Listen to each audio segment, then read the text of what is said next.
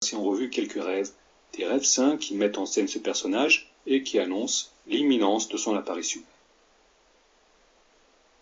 Le premier date des années 80, il a été fait par un jeune Iranien, le rêve est bref, celui-ci s'est vu avancer vers une tente qui représente la maison du Mahdi, et il a eu la sensation que chaque pas qu'il faisait vers celle-ci représentait une étape de sa vie qui tendait vers ce but.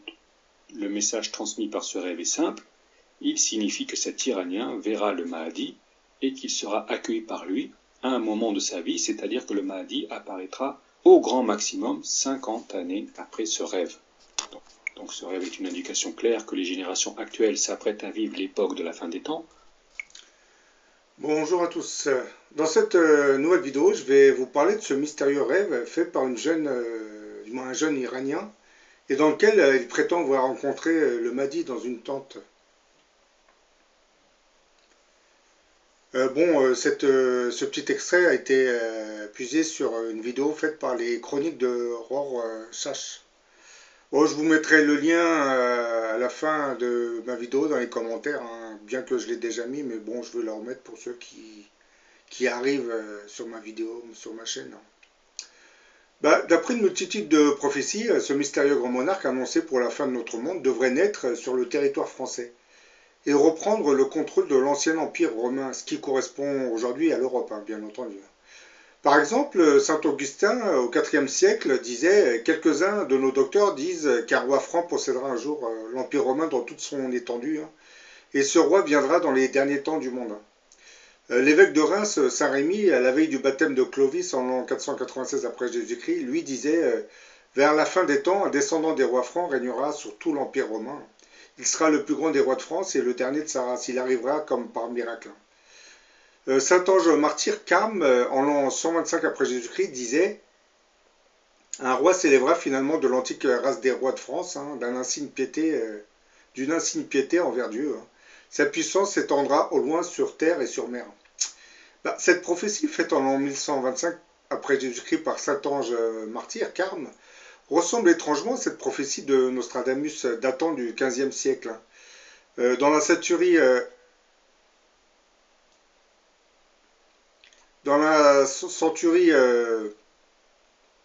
1, 4 à 50, Nostradamus évoquerait aussi la puissance de ce mystérieux grand monarque. Il sera à la tête d'un vaste empire qui s'étendra assez loin sur terre et sur mer. Je vous cite le 4 à 1. De l'aquatique triplicité naîtra divin qui fera le Yodi pour sa fête. Son bruit, l'ose, règne, sa puissance croîtra par terre et mer aux orients en tempête. Dans ce quatrain, Nostradamus semble parler d'un monarque qui serait envoyé par Dieu et qui devrait naître un jeudi. Hein. C'est pour ça, dans cette phrase que je vous recite, un divin qui fera le jeudi pour sa fête. Hein. Divin, je pense qu'il fait allusion au monarque. Hein. Et jeudi, je pense qu'il parlerait de la journée jeudi. Bon, c'est mon hypothèse. Hein. Je ne suis pas un grand traducteur des prophéties de Nostradamus, hein. Mais c'est ce que je ressens, moi. Et dont la puissance devrait s'étendre sur terre et mer. Là, c'est pareil, hein. On a dans ce quatrain, son bruit, l'ose, règne, sa puissance croîtra par terre et mer aux orients tempestes. Ce caractère divin, Jésus-Christ en aurait fait allusion lorsqu'il disait le paraclet que le Père enverra en mon nom vous enseignera toutes choses et vous fera ressouvenir de tout ce que je vous ai dit.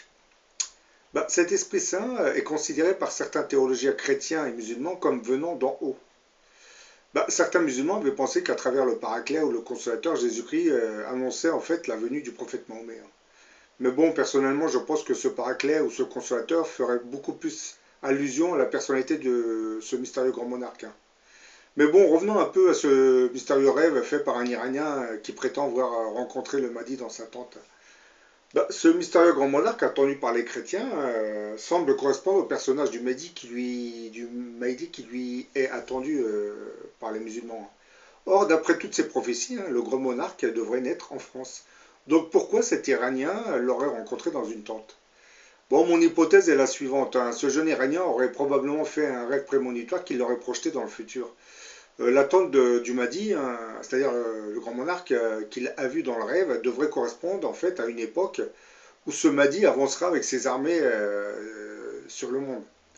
La tente serait probablement le lieu qui lui servira de poste de commandement et de maison temporaire, hein. Bon, dans cette tente, je pense qu'il n'y restera pas très très longtemps, hein, car je pense qu'il aura en sa possession des appareils que nos visiteurs extraterrestres mettront à sa disposition et qui lui permettront de se déplacer à travers la planète en quelques minutes. Pour ça, dans cette tente qui va lui servir de QG, il y sera que temporairement. Juste pour lancer une offensive militaire contre une quelconque armée, et ensuite il va regagner sa base qui, je pense, sera en France, hein, ou ailleurs, hein, je ne sais pas trop. Quant à ces lieux de culte, ils ne ressembleront pas à nos églises ou mosquées, hein. Ça ressemblera beaucoup plus à une sorte de complexe. Personnellement, je vois une sorte de grand temple en forme de pyramide, hein, qui serait entouré par différents bâtiments, hein, des bibliothèques, écoles, et ouais, je vois même des bâtiments où seraient entreposés des appareils étranges. Bon, en un mot, ces lieux de culte, ce seraient des complexes. Parce que nous, nos lieux de culte, c'est les églises ou les mosquées, mais bon, quand vous allez à l'église, vous allez prier, quand vous ressortez, vous rentrez chez vous, hein. La mosquée, c'est pareil, hein. Sauf que le grand monarque, lui, va probablement fabriquer, construire un complexe qui, lorsque vous sortirez de ce temple, vous pourrez soit aller dans une bibliothèque ou une école, ou d'ailleurs, je vois aussi un sorte de magasin où les gens ne payent pas, mais il va développer une sorte de paiement automatique, c'est-à-dire sans argent. C'est un peu ce que les banques sont en train de nous réserver actuellement, je pense, hein. Mais bon, le grand monarque va tester un système de paiement spécifique qu'il va progressivement étendre à toute la planète, hein. Mais bon, je tiens à préciser que ce système ne sera pas injuste. Il sera équilibré, ce qui va le mettre en conflit avec les oligarchies, hein. Parce que lui, son système repose sur l'équité, va reposer sur l'équité. Même ceux qui n'auront pas de grands moyens pourront venir acheter de quoi se nourrir dans ces sortes de supermarchés, mais bon, d'un nouveau genre, hein. Parce que par exemple, un SDF, il pourra se rendre dans ce supermarché, certaines personnes lui donneront une carte pour qu'il vienne acheter ce qui manquera.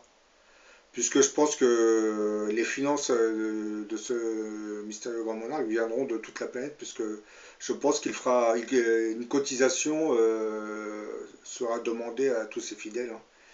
Et toutes les personnes qui seront sur cette liste pourront intégrer son mode de vie, hein. Et je pense que juste avec cette petite cotisation, qui je ne sais pas de combien s'élèvera, parce que ça je vois pas très bien. Mais bon, il pourra encadrer, permettre aux gens qui n'ont pas les moyens d'enterrer leurs proches, voire de transporter leur corps vers d'autres pays, parce qu'on a une communauté musulmane, hein, donc lorsque quelqu'un décède, il faut le transporter au pays.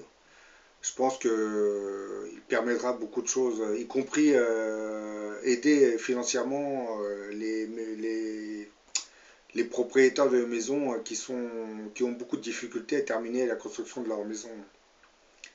Oui, c'est très compliqué ce que je suis en train de dire parce que je vois ça dans le désordre, moi, mais bon. Bah, ces constructions suivront les tracés, je parle de ces complexes et son temple religieux, vont suivre les tracés énergétiques de la planète, hein. Je parle bien entendu de ces courants dits telluriques qui traversent la planète du nord au sud, hein, et d'est en ouest, hein. Par exemple, nos plus grandes cathédrales, mosquées et synagogues avaient été construites sur le croisement de ces courants telluriques. Bon, vous allez me dire qu'ils étaient très intelligents. Non, non, c'est que ceux qui construisaient ces cathédrales, ces mosquées, ces synagogues étaient inspirés par des forces occultes, hein. Et l'immigration humaine, à travers les siècles, ont toujours suivi ces routes dites telluriques, hein, puisque c'est des routes d'énergie, hein. C'est un peu une sorte d'influx nerveux de la planète, hein, mais sans être l'influx nerveux. Et beaucoup de villes se seraient construites au-dessus de ces courants dits telluriques, hein. Les menhirs, qui sont ces énormes pierres dressées, avaient été implantés sur ces routes telluriques, hein. Leur travail consiste à réguler l'intensité énergétique qui circule dans ces courants. ce que les aiguilles d'acupuncture feraient sur un corps humain. Vous savez, c'est cette science chinoise, l'acupuncture. On met des aiguilles pour réguler l'intensité de l'énergie qui circule dans les vaisseaux invisibles que j'avais appelés les nadis. Hein. Ça, vous pouvez le retrouver dans une autre vidéo. Nostradamus a crypté son œuvre, c'est indéniable. Il l'a fait pour nous faire parvenir plusieurs messages. D'abord celui d'un terrible danger à cause des puissances du monde actuel. Les armes nucléaires sont dangereuses pour l'humanité, et la folie des hommes également est dangereuse pour l'humanité. Ensuite, il nous annonce la venue d'un homme qui marquera son époque, parce qu'il va lutter contre les forces du mal. Nostradamus laisse de nombreux messages à cet homme, et dans d'autres messages qui ne sont pas publiés ici sur ce diaporama, il le met en garde, lui demandant d'être très prudent. Jean-Paul II, lors de sa visite en France de la fin des années 80, avait parlé de cet homme en disant « France, vieille France, félicite-toi de la réincarnation du Verbe en ton pays ». Et ensuite il avait repris la même chose mais avec l'Europe. Il disait « Europe, félicite-toi de la venue du Paraclet ». Donc Jean-Paul II savait des choses au sujet de la venue de cet homme. Il lui laissait donc inconsciemment un message.